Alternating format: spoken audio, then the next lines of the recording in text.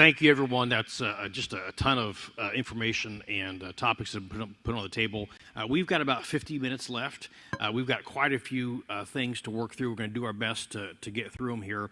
I think what I want to do is start by remaining at the high strategic level. General Lervik, you spoke very eloquently about the importance of allies. And I wonder if you might be able to comment on, of course, NATO has been doing a lot of training with the Swedes and the Finns over the years. But I wonder if you might be able to comment upon the potential contribution of Sweden and Finland to NATO from the land forces and more broadly from your perspective. Thank you very much. And from the Norwegian perspective, and I think it's the same for the Swedish and the Finns, this is probably the most significant strategic event in northern, or at least in the Nordic countries, since the Second World War. So it is a game changer. But as you pointed out, we have been working closely together over decades. So on the tactical level, I think this is we are fairly at a high level of integration already. Just this March, I commanded a land force on exercise cold response consisting of a Norwegian brigade and a Swedish-Finnish brigade. And that went very well. No big hiccups.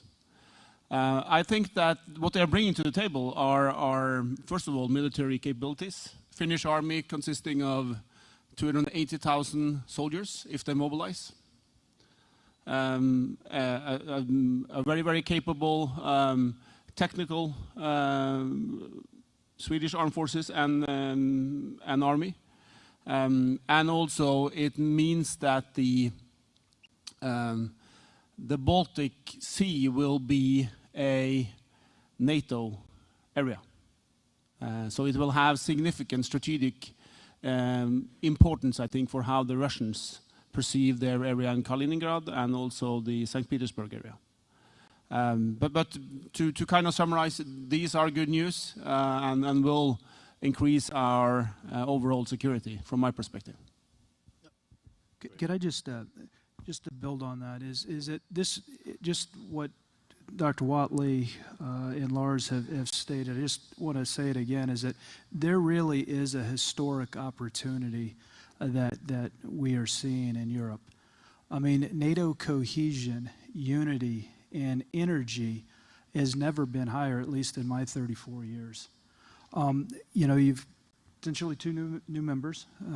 You've got, you know, militaries, governments that are willing to invest in their militaries, their armies, their air force and maritime units.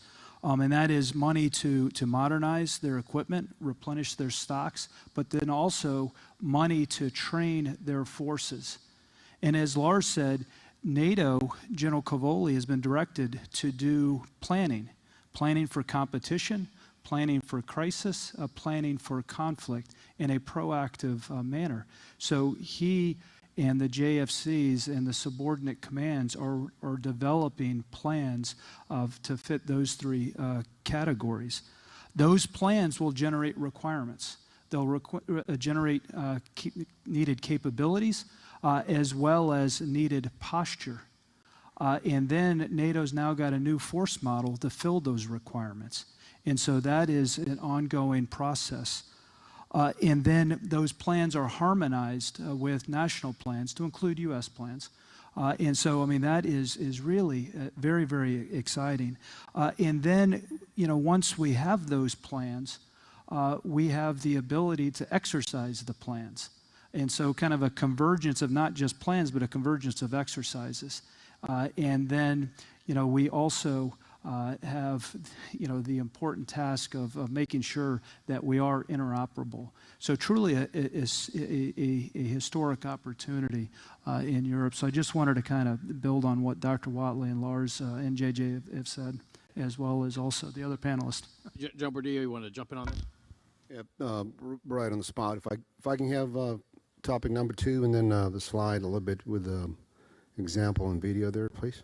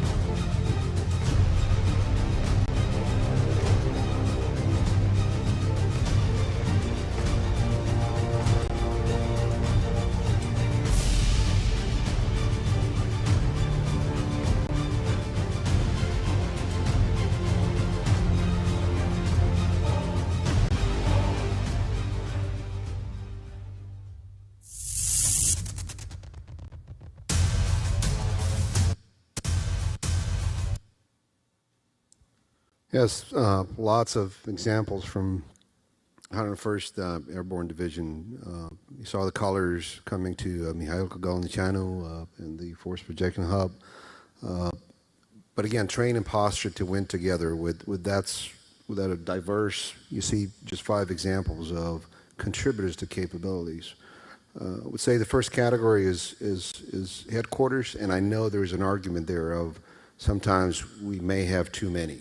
Well, in at least my experience, you can produce effects. You can at the tactical level measure a little bit of the victory. But if you want to win, you have to stay at the operational level. And having a certain level of 2-star and above headquarters integrated there and wargaming and training together, that's very important. And I mentioned the 3 pillars, the national, the coalition, and the NATO command structure and force structure. So on the national level, of course, is the Land Forces Staff, it's my land component commander, and then the 2nd Infantry Division commander. The NATO side is Multinational Corps Southeast and Multinational Division Southeast. The division is recertified this fall, and Multinational Corps Southeast will have the full operational capability January 23. Last but not least is the U.S. component of that synchronization, and it comes at the right time and place to train together at the operational level. You also see the enhanced vigilant activities and the classic TFP posture of NATO in the region. Well, I think we're in the lexicon, it's still there, but we're moving away from the TFP, EFP, any other letter in there. It's a forward presence at the level of consolidated readiness and integration of, like I said, different capabilities. I will stop here and let the others contribute if they want. Well, let me. I think if it's okay with you, move to a little bit of a different topic. If you go to the exhibit halls downstairs, you can't swing a gun turret without running into somebody's counter UAS offering. This has been a big feature of the Ukraine conflict.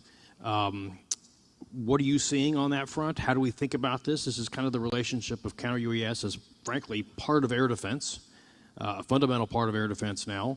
And so what are your takeaways? It looks like Dr. Watling, you want to jump in.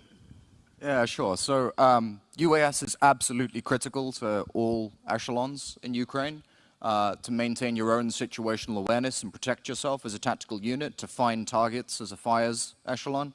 And so there are hundreds of them operating in the battle space. The thing that I think doesn't get flagged publicly enough is that 90% of all UAS that go up are destroyed on both sides.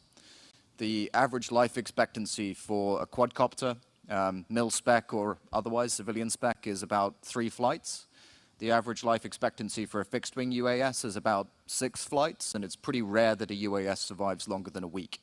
And even when you get the UAS back, it doesn't necessarily mean that it's achieved its mission, because you can defeat a UAS having its effect, finding a target or knowing where it is, through a range of means, right? Whether that's dazzling its sensors, whether that is removing it from command and control and therefore extending the kill chain on them being able to offboard the data so that the targets move by the time the information gets to fires, or just defeating its ability to understand where it is. And so it can see a target, but if you can't get precise coordinates, you can't necessarily affect it.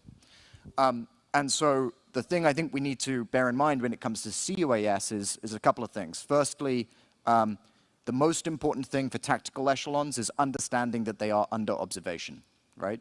And that's difficult because they're often at pretty high altitude. So EW detection, that there is an RF link in operation, critical.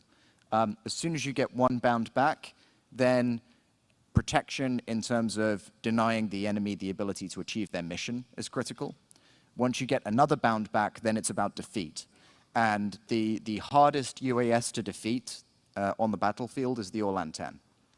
It's not because it's particularly sophisticated, or that class of UAV. It's not because it's sophisticated, it's because it cruises at an altitude that is above the manpad ceiling, but it's a terrible idea to go after that with proper air defenses, just from an economic point of view. It's cheap. And so detecting that it's there and defeating its mission using EW is the primary means by which you achieve CUAS effect. And so I think that means you need integration of EW at almost every echelon. And therefore, you need to deconflict those EW and protection measures, which sometimes are area effects, from your own battle space management and comms. And that's something that both the Russians and the Ukrainians find really difficult. It's also challenging when you have this situation where everyone's bringing different CUAS capabilities into theater, different UAS into theater. You're not just using your standardized platforms. And so you haven't been able to test a lot of that stuff before you actually go out in the field. I'll stop there, but there's a huge amount of lessons learned, I think, that we can pull from the Ukraine conflict on that specific issue. Anybody else on the counter UAS, training or otherwise? Yeah, I think our struggle on the counter UAS side is that we're looking for the silver bullet, right? We're constantly looking for this panacea that's gonna remove the existence of this capability, and you alluded to it, right? I mean, there's in some cases, why would you? There's an economic side of, why would you go after an Line 10 with something that you have a limited quantity of, and so while we certainly want to go after those technologies to defeat unmanned systems that are going to be in the space, there's another side that says, we've got to take a holistic approach against it, because the minute you come after the technology that's going to defeat one, well, your adversary is going to come up with the next one, and you find yourself in this game of forward progression and then regression, just like we saw with the IED fight, right? Once your electronic countermeasures work, well, we're just going to go back to pressure plates, and then once pressure plates are work, well, then we're going to try a different spectrum that you're not combating. So we've got to take a holistic look at it, not just from the technical side, but also from the training and from the doctrinal side. Yeah, Joe, I mean, you as the owner of one of our DIRT CTCs, I mean, we integrate at all three of our CTCs, a swarm and single air vehicle threat UAS into the operations, as well as Blue, too. But you want to talk a little bit about how you're doing that at JMRC? Yes, sir. So, and it's true, if you think about it, even outside of the DIRT CTC, we're going to integrate that into the simulation center, where we're going to move from the tactical up to the operational level and provide, as you know, sir, from your own warfighter, the corps commander with those complexities. And I think that's part of training the force to operate in that environment, to understand the capabilities that you have organic to your own formation that's assigned to you, but then also to understand the ways that you can defeat the adversary, or understand what the adversary is going to throw at you. I know in JMRC we are pushing the swarm UAVs just as NTC. I'll tell you, NTC is further ahead of us, just quite frankly. But we're seeing more use of UAS. UAS in a training environment across kind of our allies and partners, because we all recognize that that's a threat we got to train our forces for. We've really spent a long time in an environment where we've enjoyed a level of air superiority, where we just haven't had to be threatened from above like that. And I think the second Nagorno-Karabakh war, and then what we're seeing in Ukraine, and even in Ukraine 2014, has helped us understand we can no longer take that as a given. Sure, Lervik. Thank you. Just drawing on what has been mentioned here. I think the speed of innovation that we're seeing, especially maybe in the UAS area in the Ukraine, illustrates the point that we also need to rethink how we actually acquisition and develop our capabilities. It means that there needs to be a different relationship between us and the military and the industry. Because if we do this acquisition, at least the way the Norwegian army does it, it takes us about 18 months to acquire a pen. Well, then we are too late. So it means we need to find ways to do this, both in peacetime, but also to have the ability to speed up and integrate much, much faster. And also, at least from my perspective, we need to recognize that in some areas, we are not at the front of development. Actually, the civilian industry are at the front of development, and we need to look into how to copy these instead of trying to make our own solutions to problems that civilian industry potentially already have a solution to. Thank you. Well, moving kind of from counter UAS to, I would say, the air defense issue a little bit more broadly, General Kolashevsky, you talked and alluded to kind of the standing up of the MSHORAD. Can you give us a little update on that front? And again, back to the point that was just made, we've been used to air superiority. How are we adapting to this change? I think that, I mean, a number of years ago, we divested a lot of our SHORAD from the active component. We are building back the air and missile defense capability. And in Europe, we've got the 10th AAMDC. And as mentioned, we just activated a air defense artillery brigade and are in a process of standing up a SHORAD battalion. We recently had a platoon from the other battalion maneuver SHORAD platform that actually took part in the Defender exercise and moved from Germany through Poland up into the Baltics and did a series of exercises with our allies looking at how best to integrate that capability into our combined arms. And that is not just for fixed site air and missile defense or protection, but also to support maneuver elements as they advance forward. So it is very, very important, and we're continuing to integrate and leverage the capability, as well as also working with our allies. Lars? Yeah, and we're also in the process of reintroducing GBAD as an integrated part of the Army, and it is very important to have a multi-layer capability and also then be able to do work with allies. So that's why I'm very pleased that this winter will be cold and miserable, also together with the U.S. Army Air Defenders up north. It's an important bit. Thank you. Looking at new capabilities, I think we also need to look at what's old and what's new and what's to confirm as relevant for the capabilities there. And we talked about counter-UAS and SHORAD, but screening that in force modernization is very important for leaders like myself with a budget that also dedicates the capability development for the next 10 years. So this is also beneficial for us to look in the war in Ukraine and say, okay, what's old and what's new? And there's some examples in here that would stay. One being armor. I know we had a tendency to say armor is going to go away. I know I'm going to make a lot of armor officers nervous now. No, it's not going to wait. I think that combination of anti-tank and anti-armor and armor is still relevant, at least for the land package of capabilities. And it is, yes, particular to each nation doctrine, each nation operational terrain. But I think armor is going to stay if you know how to combine that, especially with maneuver forces. And again, in the point of short-range air defense, that's crucial too. Number two, well, we're used to defend the military complex of the capabilities and of course the blue forces. But what happens with cruise missiles against urban centers? How do you dissipate short-range air defense? How do you protect with air defense a density of urban centers and maybe village areas now when you discover that the enemy is actually targeting citizens? And that's a challenge for us, for military, to build a force structure to have the density to provide the cupola of air defense of such a large territory.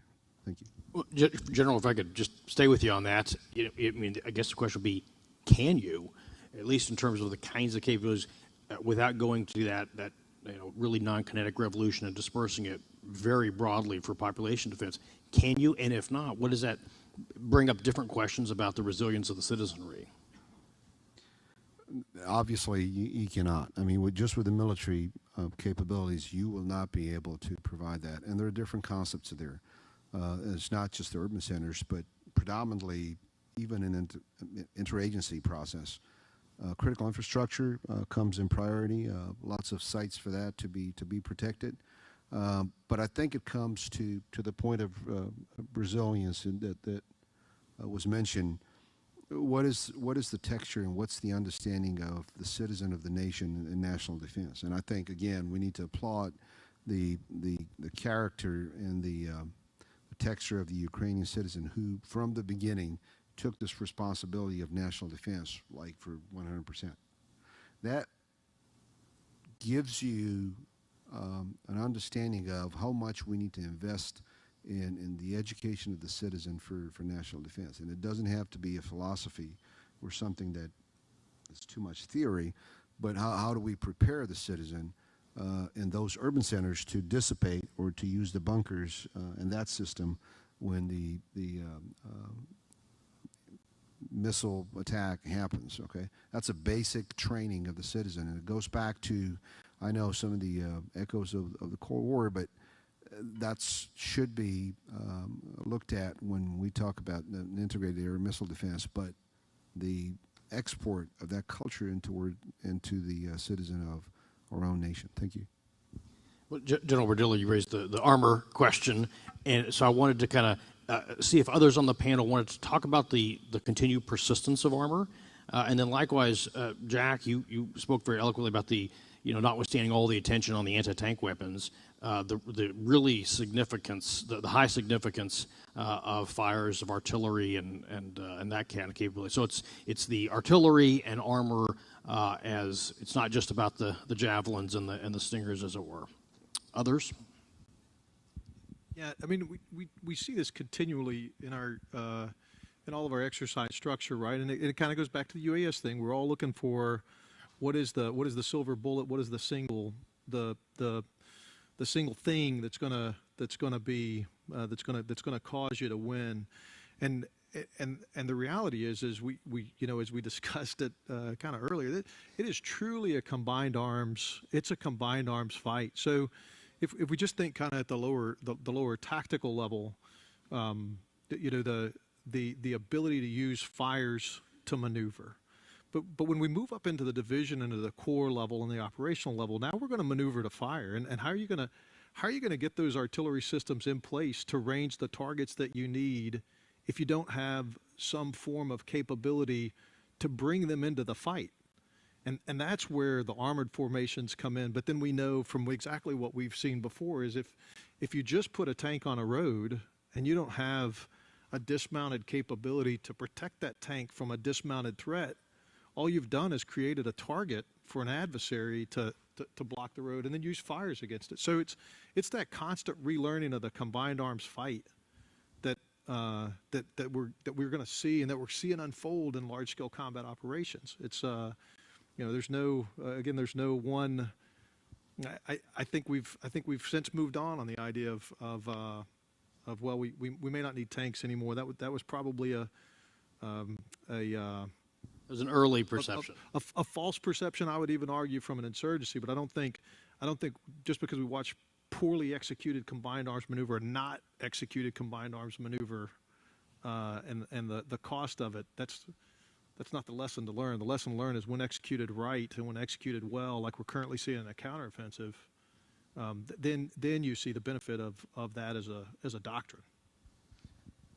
I think one of the quite, I won't say amusing because of how grim everything was, but in some ways very interesting to observe, discussion around tanks is that at the same time that all these videos were coming out from the Gomel to Kiev axis on the right bank, so the west bank of the Dnipro, of Russian tanks getting smashed, and everyone started saying, tanks are irrelevant.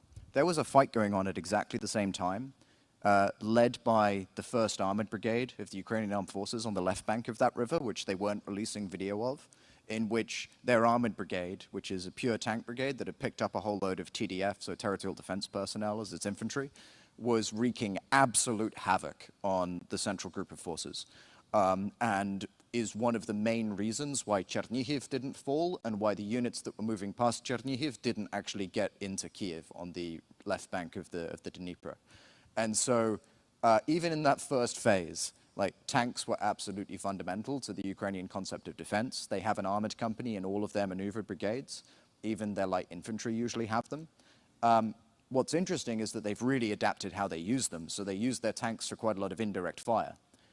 Why? Because if you have artillery, if you're fighting dispersed, which they often are, and you try and use self-propelled artillery, they can't necessarily self-protect. whereas tanks can. And so a lot of the Ukrainian tanks have adapted sights for indirect fire engagements with HE frag, which allows them to remain dispersed, keep them slightly back from the flot, and then they concentrate them onto the main effort when they've set the conditions to be able to concentrate armor, i.e. they've made the enemy burn off their ATGMs, or they've achieved other effects against the enemy fire system that means that they can exploit and break through. And so we might need to look at how we orbat armor, how we employ it, what the balance is in our combined arms system, and we shouldn't just assume that it's crack on as it was. But the utility of armor, of protection and firepower that you can move rapidly, has been vindicated by the conflict. On fires, very briefly, I think one thing that we really do need to look at is that this conflict has demonstrated that precision fires are critical, not just because they allow precise effect, but because they remove the burden of logistics for that effect. And the logistics tail on artillery systems is massively vulnerable because of the saturation of ISTAR across the modern battlefield. And so if we want to be survivable, I think we need a higher proportion of precision effects in our artillery. But in order for those effects to be economical, you need to win the right to precision, which is about achieving shaping in the EMS to mean that you can accurately identify where targets are. If you can't do that, then and you're reliant on precision fires, then you risk suddenly being on the wrong side of the attrition curve in terms of the effects you're delivering per munition. So there's a few things there, again, about balance of capability in our formations that might need adjusting. But the utility of those platforms and capabilities is absolutely vindicated. And as the former chief of the United States Army's Armor School, I did not plant those responses with my two colleagues, but thanks. Well, Jack, you just mentioned the logistics involved in artillery on that thing, but I wonder if folks had observations about some of the lessons about logistics more broadly. General? Well, right on time. Topic number 3, please.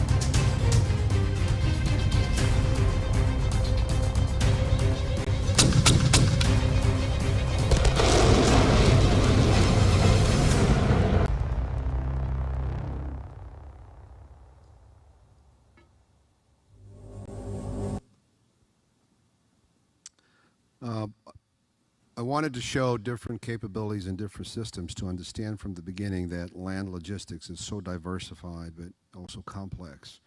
In Romania right now, it's in the process of changing the arsenal. So we're in the middle of 30-year cycle of not just modernizing but bringing in new capabilities, which is a good news. I mean, for the time and space now, this is a very good news.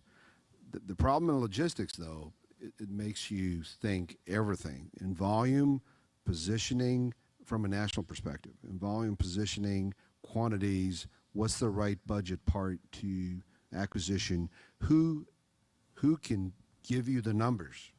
Okay, that's very important. And you saw the HIMARS, very proud to see the the first live firing exercise that was this summer with HIMARS in Romania. So a year later, after the acquisition of the 1st Battalion, we just had the first battery FOC, which is I mean, I'm proud of my field artillery guys to produce that. But when you look at logistics, like I said, this becomes very important in who can provide that.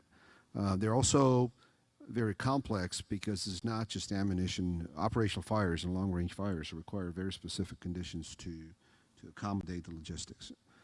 The other point is, well, you not only have the national parts of the logistics, but you also have the other nations, the allies and partners that will bring their Class 3, Class 5 ammunition, POL, a diverse spectrum of logistics.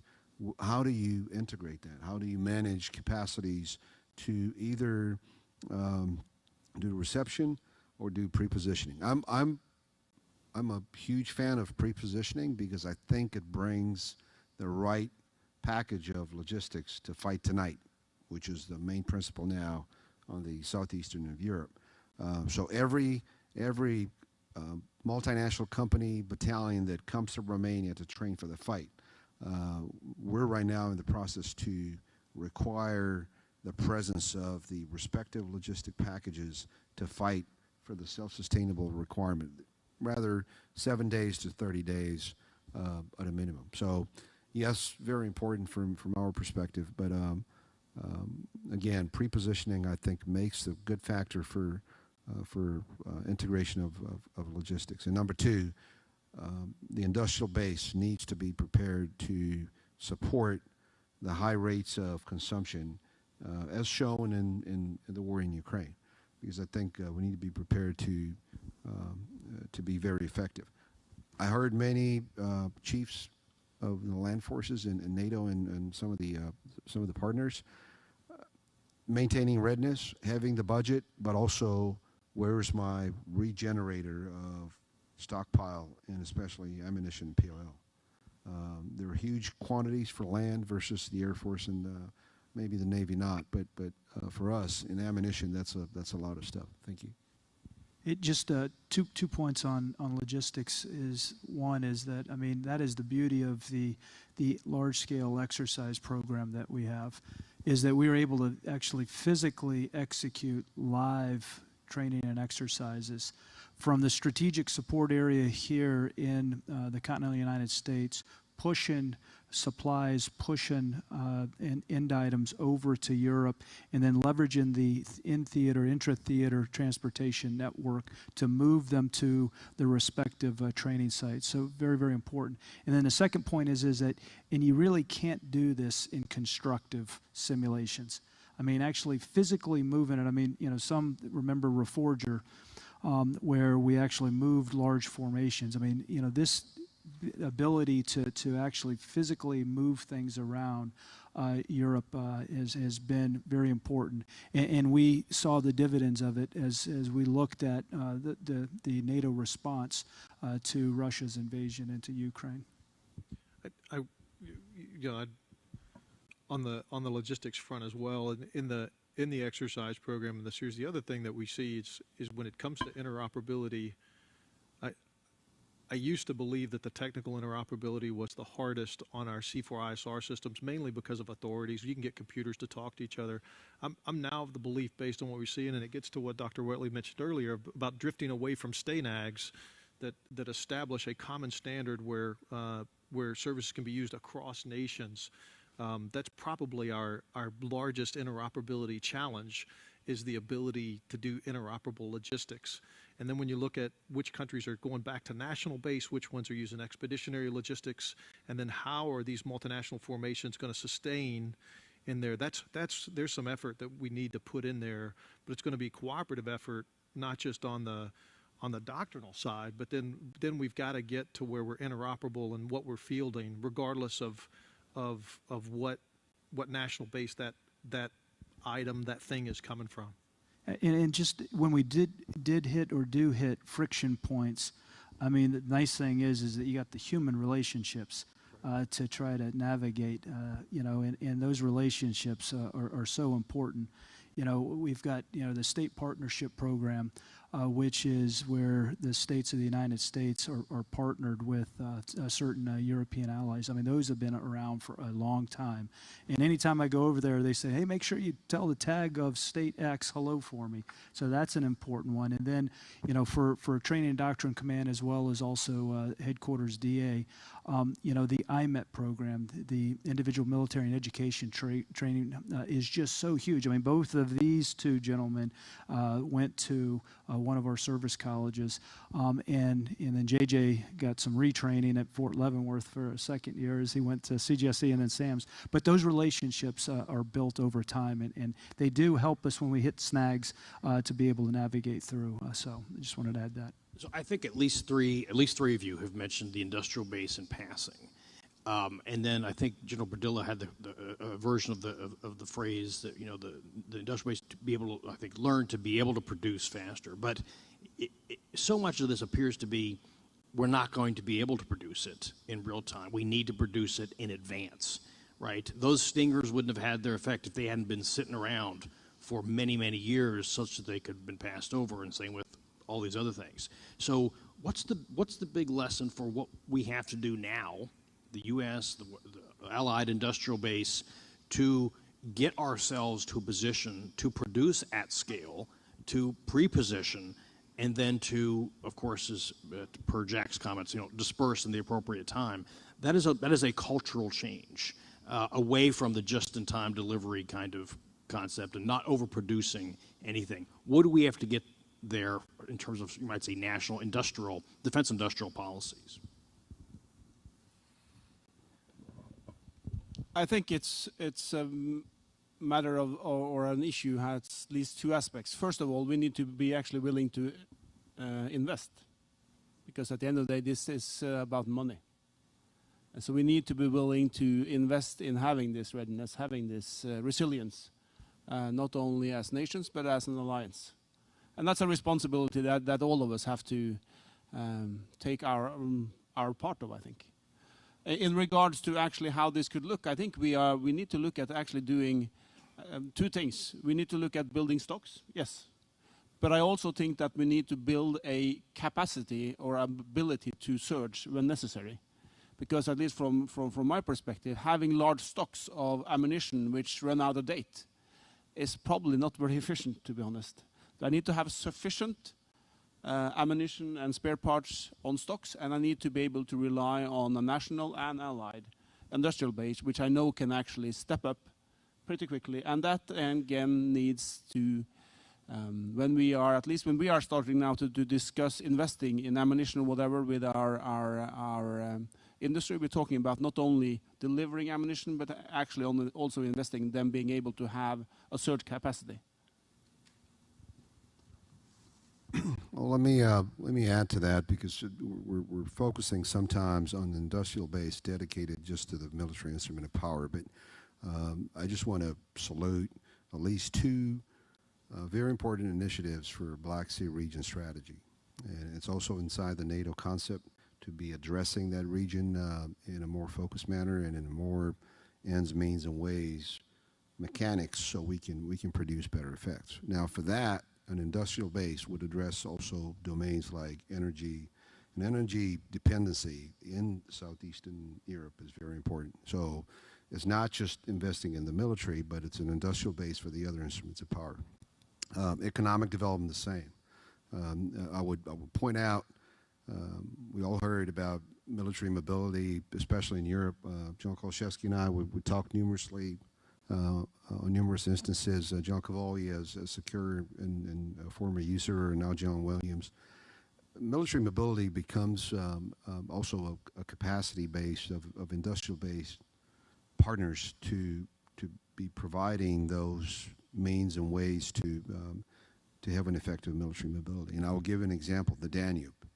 The Danube is a vector of military mobility that can be so much practiced to do logistics. So, by the way, we talked about that topic, but also produce this chains or the movement of supplies from Central Europe all the way down to the Danube mouth.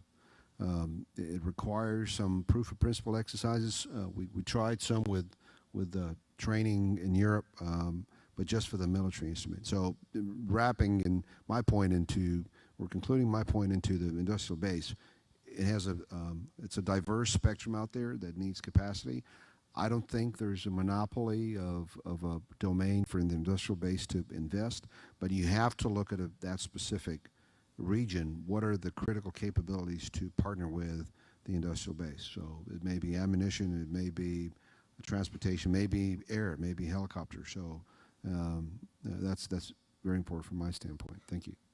Jack, over to you. Jack, you've written some great material on this. Well, so I think there's a few things. Firstly, you need to really think through the whole supply chain, right? It would be very easy in a crisis for NATO to get into a position where, for example, if you mapped out our ability to fill shells, it would be pretty good. But we would be drawing on the same very limited number of assured suppliers for explosive energetics. And then what you would see is the price suddenly ramp up as NATO members competed with each other. That hasn't been worked out. And there are loads and loads of issues like that, especially when we start looking at complex weapons. So I think a first thing is supply chain assurance, critical resource assurance, and where that fits within NATO's resilience and defense plans. That might not be the military's responsibility, but the military definitely has an interest in making sure that work is done. The second thing is, especially when you're looking at precision munitions or any sort of complex weapon system, you need some sort of economy of scale to make it worthwhile. And no single NATO member, other than the US, is going to buy enough of any given platform to achieve economies of scale if they're the only customer. And so either we need to deconflict from one another in terms of which countries we are essentially going to give some advantage to on an industrial basis by long-term commitments to purchase from that country for specific things so that they can focus their industrial base and achieve economy of scale, or you need to have collaborative industrial engagements between countries. If we are in a situation in European NATO, and I appreciate the US is in a slightly different position, of each of us competing with each other, then we are going to end up with very small, non-interoperable fleets that are disproportionately expensive. And that requires militaries as the customers to articulate those requirements to industry and to synchronize our national investment strategies and so forth. From the US's point of view, there is also an issue of overmatching European industry and not therefore sometimes exploiting opportunities to actually create the scale of demand for something to make it competitive and make the proposition of investing in that industry sensible for that partner country. The US has a tension there between its own economic interests and its military interests, but I would say from its military interests point of view, you probably want to help expand the industrial base in some areas of your partners, and that might mean buying into their defense industry to a certain extent. So I think this just requires a shift in our emphasis towards appreciating that effectiveness, resilience, and assurance are worthwhile things to invest in, potentially at the expense of efficiency. I just would add is that you can't discount the importance of training and exercises, not only to build combat credible forces, but to also generate requirements in terms of how to leverage new technologies that are out there, but then also put a demand signal on the supply chain as you consume, be it classes of supply or for other purposes. So I think training and exercises, again, is multi-purpose. Can I bring up something that has not yet, I think, been mentioned by anybody, although there was a picture of a satellite in General Bardilla's, one of his movies, and that's space, and that's the space enabling of land forces. There's the Starlink thing that everybody's tracking, but I want to just throw it open to see on lessons learned on that front as well. If not lessons learned, at least we have come to realize that space is essential. On our side, we are looking into trying to address some of the specifics that are challenging up in the high north. So we're looking into getting some satellites up initially for comms, but also there is a huge potential for ISR. It seems as if we are on the right path. So I think in a couple of years, we will be having broadband comms, which we today can only dream of. I think the military needs to recognize that as a civilian, I am able to get sufficient fidelity satellite imagery and synthetic aperture radar to identify military objects with a latency of 20 minutes of anywhere on the planet. And when you appreciate that that is the commercial capability, that has a lot of implications in terms of how you do, for example, river crossings at divisional level, because it's going to be there long enough that it can be found and struck from that commercially available data. And you're not going to be able to suppress or destroy those satellites because they don't belong to the person that you're fighting. They belong to a company that's probably owned by a non-combatant, a country that's not involved in the conflict. So you can't necessarily target them. So the impact of space is pervasive at every echelon, and it has some fairly fundamental effects that we haven't fully thought through. On the communications side, the ability to get access to communications through satellites at every echelon is now something that is achievable at a competitive cost. Starlink is used throughout the Ukrainian military for C2 and command and control, for receiving orders, for doing mission planning and accessing mission planning files.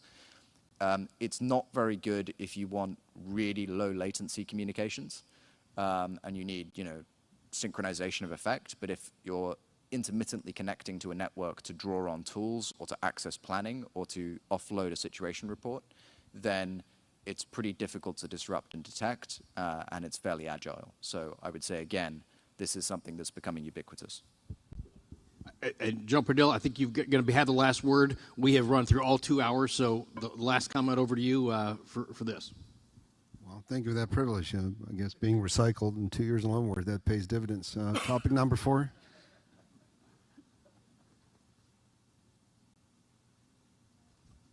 You've got another movie for this?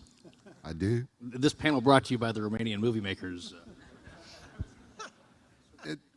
That's not working, you see? That's why I need to go back and learn more. Now, the point I want to make with this, Romania addressed acquisition for land in a warfighting function concept like a decade, and it says $9 billion US. That's a lot for my budget. But the point I'm trying to make is, are we prepared to budget a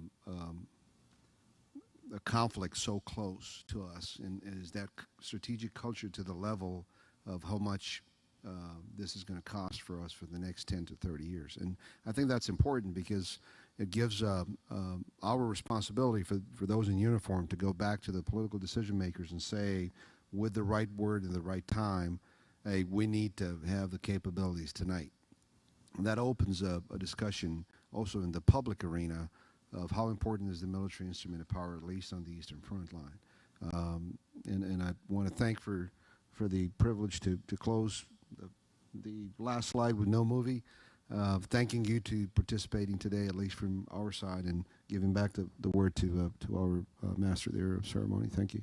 Well, thank you, gentlemen. We have really covered a lot of material. This has been masterful, and thanks again to AUSA for hosting all this and putting this together. So please give the panelists a round of applause.